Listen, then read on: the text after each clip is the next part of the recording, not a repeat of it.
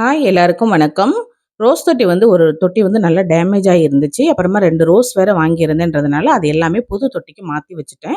கொஞ்சமாக செம்மண்ணும் கொக்கோபீத்தும் நல்லா போட்டுட்டு அப்புறமா ரோஸோட உரம் கொஞ்சம் வச்சுட்டு அதை தொட்டிலெல்லாம் ஃபில் பண்ணிட்டு செடியெல்லாம் வச்சுட்டு ஒரு சின்ன கார்டன் செட்டப் மாதிரி பண்ணியிருந்தேன். அன்னைக்கு நைட்டுக்கு குதிரவாளி அரிசியில் ஒரு பிசிபெல்லா பாத் மாதிரி பண்ணியிருந்தேன். ஈக்குவலாக குதிரவாளி அரிசியும் துவரம்பருப்பும் ஒவ்வொரு கப்பு நல்லா ஊற வச்சுட்டு 1 மணி நேரம் அதில் கொஞ்சமாக உப்பு, மஞ்சள் பொடி, வத்தல் பொடி சேர்த்துட்டு ஒரு பல்லாரி, தக்காளி, 3 பச்சை மிளகாய், கொஞ்சமாக மல்லி இலை, உப்பு எல்லாம் சேர்த்துட்டு நல்ல தண்ணி ஒரு 3 கப்பு 1க்கு 3 விதமாக வச்சுட்டு நல்ல ஒரு 4, 5 விசில் விட்டதுக்கு அப்புறமா புளித்தண்ணி, தேவையான அளவுக்கு சாம்பார் பொடியும் சேர்த்துட்டு கொஞ்சமாக ஜீரகம், வெள்ளைப்பூடு, தேங்காய், கொஞ்சமாக வெங்காயம் எல்லாம் சேர்த்துட்டு நல்லா கலந்து கொடுத்ததுக்கு அப்புறமா தேங்காய் எண்ணெயில் நம்ம சாம்பாருக்கு தாளிப்பு கொடுப்போம்ல அது மாதிரி கடுகு, உளுந்தம்பருப்பு, வெந்தயம், காயப்பொடி எல்லாம் சேர்த்துட்டு கருவேப்பிலையும் சேர்த்துட்டு ஃபைனலாக கலந்து விட்டு இறக்கணும்னா சூப்பராக இருந்தது. டேஸ்ட்டு ட்ரை பண்ணி பாருங்கள்.